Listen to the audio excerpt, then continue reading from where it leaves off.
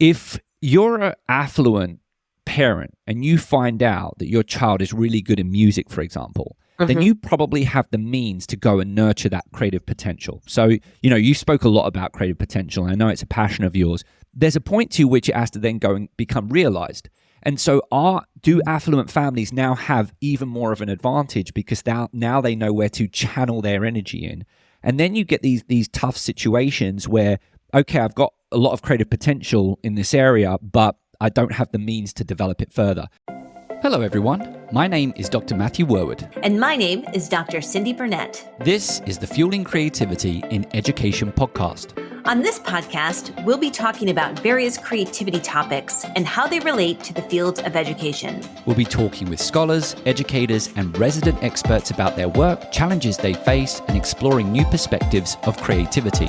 All with the goal to help fuel a more rich and informed discussion that provides teachers, administrators, and emerging scholars with the information they need to infuse creativity into teaching and learning. So let's begin. Hello, and welcome to a very special debrief episode where Matt and I get together and we talk about the last 3 episodes of the Fueling Creativity in Education podcast. And Matt, we have had some incredible guests. Yes, I feel like it just keeps getting better and better. I just love this podcast, Cindy. I really love the conversations that we have. I agree, Matt. So let's recap who are our last 3 episodes. First, we had Dr. Mike Rucker, where we talked about the fun habit. Then we had a double espresso with Todd Lubart, Dr. Todd Lubart. And I have to say, Matt, that has to be one of my favorite episodes we've ever done. And then our third guest was Shafina Vohra, who teaches in the UK. And so, Matt, let's start with you. What was one key learning that you've had from those last 3 episodes?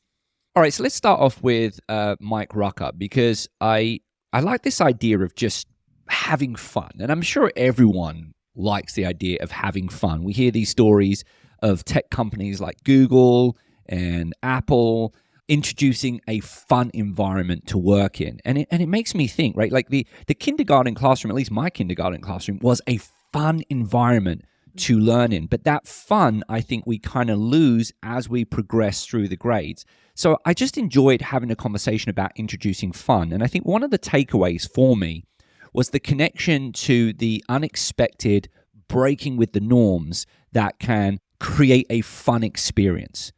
Going into next year, I'm going to think, all right, what might I do that breaks with the habit, breaks with the norms of a traditional academic classroom, and therefore might introduce a fun experience? I love that, Matt. And I think breaking outside of our paradigms and doing something a little bit different, even, I've even found changing my classroom a little bit brings in a little bit of fun. But one of the things I really loved about that episode was how he framed fun and that it's unique to you. So I think it would be interesting for teachers to go to their students and generate a list of things that are fun that they could do inside of their classroom. And then have the teacher pick a few different ideas that they could try out as a surprise. I also love surprises because I think surprise brings in an element of tolerating ambiguity, which is interesting, which is a creative thinking skill that we talk about a lot. So if we could bring in a little bit of surprise through fun, then we have a great opportunity to do something engaging inside of our classroom and really connect with our students in meaningful and effective ways. I do want to just follow up on that a little bit because, one, I love the idea of kind of having, a fun box and every kind of, even at the beginning of the academic year, for example. Another thing we've spoken about a lot on the podcast and we're writing about in one of our chapters for our book, Building Relationships, we talk about the need to find out what students are interested in outside the classroom environment so we can make the connections. And I think you're actually introducing another tool to which we might do that at the beginning of the year. Maybe we have everyone write what they enjoy doing or something that they think might be fun to introduce into the classroom, and then we put it in the fun box. And obviously the teacher might have to kind of sift through it. I think some young kids might say, let's bring in a tiger for the day. And probably that might not be, it'll be super fun. But actually saying that, maybe the teacher can get creative and find another way to accommodate that and bring the tiger into the classroom, right? Well, Matt, I know you're a little bit afraid of coming up with really wild and unusual ideas, and that's sort of my forte. But I think, bring in a tiger, what elements of the tiger could you bring in? So maybe you bring in a big stuffed tiger, and that represents the fun day of the year. And that means that everyone can do something that they enjoy doing. So if we look at fun as unique to each individual, you might even have fun days where you bring in that tiger, right? And you say, okay, you get to do an hour of something that's fun for you. So maybe it's board games, maybe it's reading in the corner, maybe it's building blocks, maybe it's painting, and it's sort of fun time with the tiger. Yeah, no, I really like that. And actually, just building on that, I think really what we're doing is we're building a divergent thinking activity. And, you know, you referenced something that we discussed outside the classroom. And I would say that this, or rather outside the pod, and I would say that this constitutes a time where you actually could welcome wild and wacky ideas. You know, I was talking about sometimes, you know, the value of wild and wacky ideas when you kind of like got a short period of time, you know, the budget, you know, the constraints, you know, how much value is there welcoming wild and wacky ideas outside of those constraints. But I think, what I like about what you're referencing here is this idea, and particularly in elementary classroom, why not go wild, you know, and really just invite, you know, really fun ideas to get into that box.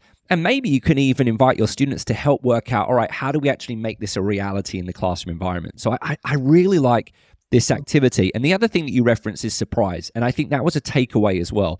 Going back to what I referenced, this idea of just introducing novelty, you know, that connection, that novel experiences quite often can be fun experiences as well. And so I think that's another thing for teachers to think about, is what new experiences can they bring about, because just the introduction of novelty might also provide some type of fun experience in the classroom. So yeah, it was a great episode. All right, let's talk about Todd Lubart. So much to talk about. Yes, you start. I mean, I've got a lot to talk about Todd Lubart, but you should start. I went first. So I think with Todd Lubart, what really sort of took me, I mean, it's something I know, right? I know that we can look at creative potential and look for creative potential. And it's an area actually that I'm very, very passionate about, is being able to identify creative potential in students, when oftentimes some students just get dismissed because they might be highly creative and it comes across as disruptive. So I think the thing that sort of expanded my mind in that episode, when we did 2 episodes with Todd Lubart, but was this idea of evaluating creative potential in students at a young age, at 5 or 6. So I've been thinking so much about this, Matt. I would love to know what you think, especially in relationship to your 3 boys. But when you look at a 5 and 6-year-old, if we could identify their creative potential, say it's in writing, and then we can craft out a pathway for them to really, really move forward and excel in writing, how would that be beneficial to them in the long run? So my opinion would be amazing, right? Like if we could identify that young, these potentials in students at an early age, I think that could be just amazing. And would it stop them from expanding in other ways because they sort of see themselves pocketed in one particular area? So that's why I only watch out with that. So I think, oh my gosh, that would be amazing to have my son at an early age be able to identify as, you know, he's got a gift for math. And then we really push that through as he goes through his schooling. But is there a limitation in that all of a sudden he's the math guy and he doesn't need other things? So I'd love to know what your thoughts are on that. Yeah, I think you did a really good job of summarizing some of the things that we spoke about in the interview. And I think let's start off with the first part, is that, wow, you know, here's this kind of system to which we actually could, that was my big takeaway with Todd Lubart. We are working toward different types of tests to measure creative thinking. Quite often they center on divergent thinking, but within Todd Lubart's work, he's also thinking about convergent thinking as well, which I found really fascinating, this idea of divergent and convergent thinking. And the other thing is we know is that Todd Lubart, sometimes these divergent thinking tests can be a little bit domain general, whereas Todd Lubart was really focusing, to your point, on specific domains. So let's measure math, for example. And I think currently the work is looking at measuring music. And I agree with you. Like, I think there's a lot of value in being able to identify what children are good at. And I think here's some pluses to that. Is we're in this situation where maybe outside the classroom environment, the child just in that environment hasn't had an opportunity to really explore or express that type of creativity, but maybe the test is able to pick that up, right? I don't know if that is totally possible, but there's a lot of value to that. I think, obviously, to your point, what happens if they just become the math guy? Well, Todd Lubart kind of addressed that, which I found fascinating, because he mentioned that you could look at what they're creative in, but then also look at what they're interested in. And ideally they align, but perhaps they don't align. And there was something that Todd Lubart said, and we didn't necessarily talk about what age this would be, and maybe that's a different conversation to have. But there might be a point where you say, all right, I'm really interested in this. This is my passion, but actually it looks like I'm not naturally gifted or not as creative in that space. And so then Todd Lubart says, really, the individual has an opportunity at that point to either go and engage in the experiences they need, the learning experiences they need to kind of increase their creativity in that space, or maybe they kind of like transition toward just working within their creative field and identifying interests that relate to their creativity. I love that. I think that might actually assist some students sometimes picking majors, because you want to have that balance between where you think you can really have an impact versus what you're really interested in. So I really like that. Now, if you don't mind, I now follow the negative aspect, because I agree. I think there are some concerns. Not concerns, shall we say, but some things for us to consider.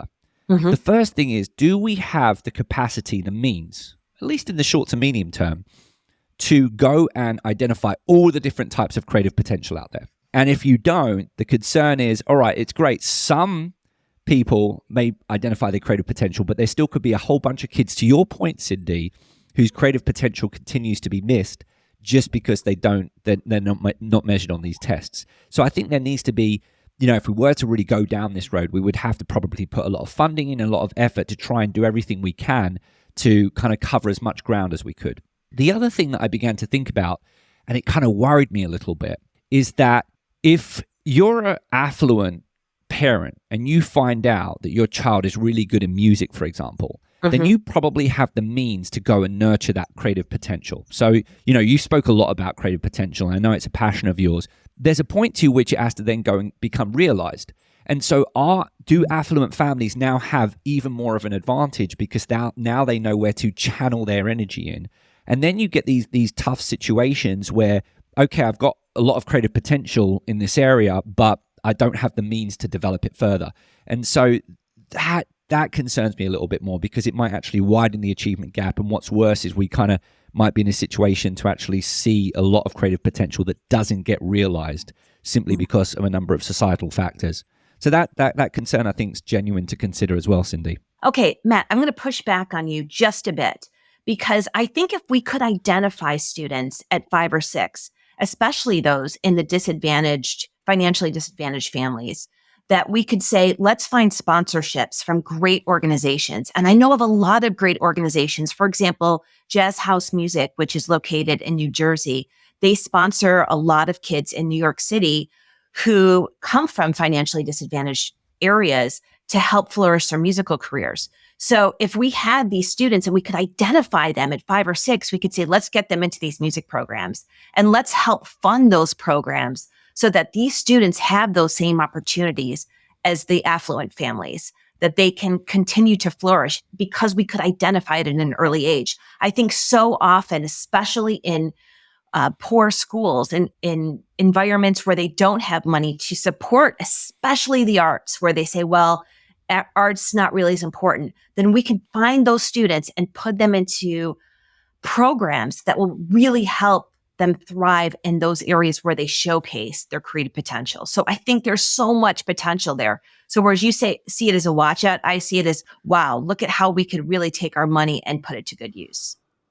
Yeah, I will go away and think about that. I think you've raised a couple of good points. One, I think we probably already see this a little bit in sports, for example. When we identify someone that doesn't necessarily have the means, usually within the community, if someone's really talented in an area, we're able to provide some funding. And in some ways, what I think you're highlighting is opportunities to do more targeted funding. Right.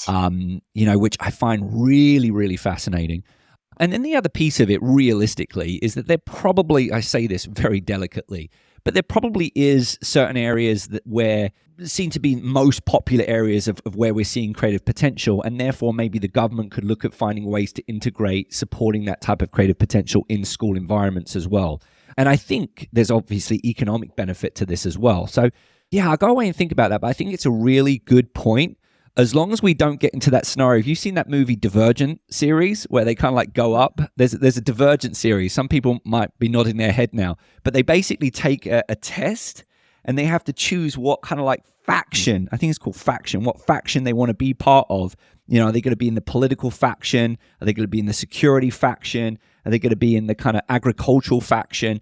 And there's kind of like, I think, a connection toward their like talents and interests that dictate what faction they go into. And that's them set for life. They actually leave their family and enter that faction. So we probably need to be careful we don't end up in like a Divergent series type situation. Yeah, you're only scored high for math. You can't do science. You can't do the arts. What are you talking about? But I don't think we would get there. You know, this also brings up Principal L's episode. I don't know if you remember him talking about chess and how he brought together a group of students, and they didn't show any creative potential, but he just brought a group of students together and he really taught them chess and he really pushed them beyond their boundaries, and they all were very successful. And it makes me think, is it about the teacher? Is it about the curriculum? Is it about that dedication and passion that the teachers bring to the table that can really help anyone flourish in their creativity? Or is it about having that special potential that we might identify? So you could argue either one. I have to go away and think about this. And for those of you listening, we would love for you to join in this conversation on our LinkedIn profiles, because this is something that we're pondering. We'd love to know what you think. Yeah, please do. This was a fun one. And we knew this was going to be a fun debrief because of Todd Lubart. If you have not checked out that episode, please check it out, because there's also some great... Yeah. Yes, 2 of them. There was also some great comments Todd shared about his thoughts about generative AI and how it's impacting divergent and convergent thinking. But we won't relive that in the interest of time. Do you want to bring more creative and critical thinking into your school? Look no further than our podcast sponsor, Curiosity to Create. Curiosity to Create is a nonprofit organization dedicated to engaging professional development for school districts and empowering educators through online courses and personal coaching. And if you're craving a community of creative educators who love new ideas, don't miss out on their Creative Thinking Network. Get access to monthly webinars, creative lesson plans, and a supportive community, all focused on fostering creativity in the classroom. To learn more, check out curiositytocreate.org or check out the links in the show notes for this episode. All right, Cyndi, what's our third takeaway? So, Shafina Vohra talked about her work with Lego and how she teaches using Lego. And Matt, I don't know about you, but I thought this was just fun and a little bit obvious in some ways, like just bring in Lego. You can teach anything through Lego. And I was like, oh, yeah, you could teach anything through Lego. And what a fun idea that she has utilized in her classrooms. And it also made me think, could you do that with anything? So, you know, oftentimes on social media platforms, I see teachers posting like, I have 200 plates that someone just gifted to me. What could I do with them? Well, you could take those 200 plates and you could teach any concept through plates. So how could you force fit sort of 200 plates with learning about fractions or learning about some sort of history concept or some sort of science concept? So what if you could take really any materials, recyclable materials, or any sort of objects that you might have on hand and turn them into something that's a learning experience for your students through what you're teaching? So I was like, yes, I love the idea of Lego. And what other things might we utilize inside the classroom to help teach any sort of concept that you want to get across to students in an engaging way? Wow, there was. I mean, listen, I don't think I'm going to follow up too much on that one because I'm going to throw in another one. But what I would say is, I think you're once again highlighting and to a certain extent celebrating the tremendous creativity of the teaching profession. Hey, I got 100 free plates donated. Guess what I did with them? And you're looking there like, wow, how do people come up with these ideas, right? And we see that from teachers all the time. And then I also liked what you just referenced at the end, is the idea of teachers looking around their classroom environment and maybe challenging themselves to perceive objects in their environment in different ways, and then coming up with ideas on how they might utilize them differently. So if you've got, you know, we see those tubs with, I don't know what, like 100, 200, 300 pencils, all different colors. There's probably a whole bunch of activities that actually someone could do with those pencils other than just using them as pencils. So I think that's a really, you want to build on that? Yes, I just have to tell you, this is a funny story, Matt. So I'm always looking for interesting objects to bring into my classroom or to bring into my professional development with teachers. And at Halloween time, they have that string that it's like a web that you can expand. And it starts off as a ball and you can just like expand it like this. And it turns into this humongous web. And I was fascinated. I bought one of these for my daughter's Halloween party. And as I started playing with it, I was like, every teacher needs one of these. So I actually went back the day after Halloween and I bought 100 packs of this web that you can spread inside of your classroom. So for those of you listening, if any of you can email us and tell us why you would use a web like that, I will send you a bag because I have a lot of those bags in my bin. Are they the webs from Halloween? Like Yes. the webs you see? Oh, that is, ooh. Yes. I like that. I mean, listen, no, God. No, because I was going to share a story. No, go ahead. Tell us. Well, no. I just remember being in your class at Buffalo State, and you brought in the. I mean, here it's kind of fun because we started off the show talking about fun, but I still remember you bringing those big balls of wool in. Yes. And you said, right, what we want, because it was the end of the course, and you said, right, what I want you to do is I want everyone to go and connect your wool to everyone and everything that has, I think, delivered a learning experience or you've connected with in some way. And of course, before you know it, you're wrapping around the teachers and you're wrapping around your fellow colleagues and you're trying to tape it to the wall. And when you was talking about web, I just remember this huge web. And of course, the wool was all different colors. So we had all these different colors. And I've stolen that activity and done it with my students as well. And it was just so much fun. And of course, I know you're making the creative thinking skill, making connections. But it was a fun activity. So I know I cut you off, but I had to throw that out because I'm listening to you and I'm like, that is Cyndi Burnett, right? Cyndi Burnett just comes up and introduces these fun things, and quite often fun things are objects. So I think that ties really nicely with Mike Rucker's episode as well. And it's simple. I think the activity was 5 minutes, and I still remember your course because of that. That's amazing. And Matt, that activity is what inspired those balls of web, because when you stretch them out, you think you can't go any further, and you go further. And you push them out and you think that's it. And they go, no, I can go even further. So again, for those of you listening, if you want one of these balls of yarn, message us at questions@fuelingcreativitypodcast.com and send me your mailing address, and I will send you one of those bags of web. Oh, all right. I like that. Yeah, I bet you some people got excited about you can go further. There's a lot of learning from there. Mm-hmm. All right. I'm just going to throw out one more thing from Shafina's episode, because you can't help but recognize the incredible love and passion Shafina had, not just for the classroom environment, but for her work, for her focus, right? And that love and passion took her outside the classroom. And she's been taking her ideas, which is what got her recognized by Lego and has got her actually recognized by people outside the United Kingdom. And it just really got me thinking about, as educators, and obviously timing, I want to emphasize, not every educator can do this. There's timing in our lives. If you've got, young children, for example, you may be limited because, of course, this does require extra work outside the classroom. And that was something that I was very mindful of. But that love and passion went and fueled and motivated Shafina to take her work outside the classroom. And that's really what has gone on to make a bigger difference, right? Her idea has gone on to have an impact on other people. And I went away thinking about how much impact can we really have when we find opportunities to bring our ideas outside the classroom environment. It's something I advocate for a lot in my work. Love it, Matt. Well, I think we need to wrap up, even though we probably could talk about this for another couple of hours. Yeah. Well, listen, we did say we've had some amazing guests, and I think we've got some three even more. Well, no, I wouldn't say even more, but three just as equally amazing guests coming up on the show. So season 8 is turning out to be, I think, one of my favorite episodes of the Fueling Creativity and Education podcast. I don't know about you. I totally agree, Matt. Now, before we go, Matt, we should tell them about our upcoming appearances, because maybe they want to come visit us both virtually or in person.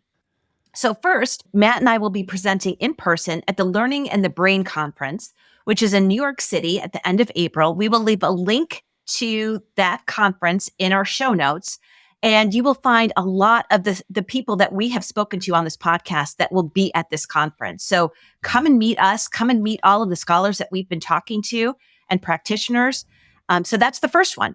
And the second And one. I'll tell you what, Cyndi, let's just throw something out. If you come over, we'll bring some mugs. And if you come over and say, hey, Matt and Cyndi, Fueling Creativity and Education podcast, we'll give you a mug.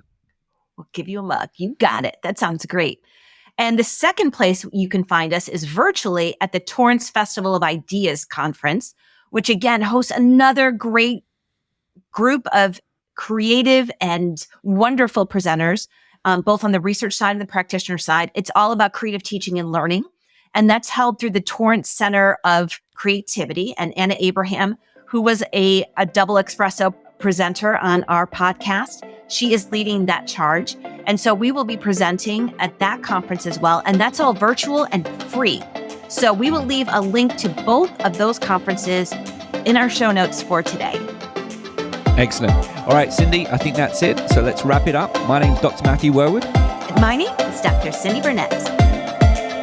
This episode was produced by Matthew Worwood and Cyndi Burnett. Our podcast sponsor is Curiosity to Create, and our editor is Sam Adams.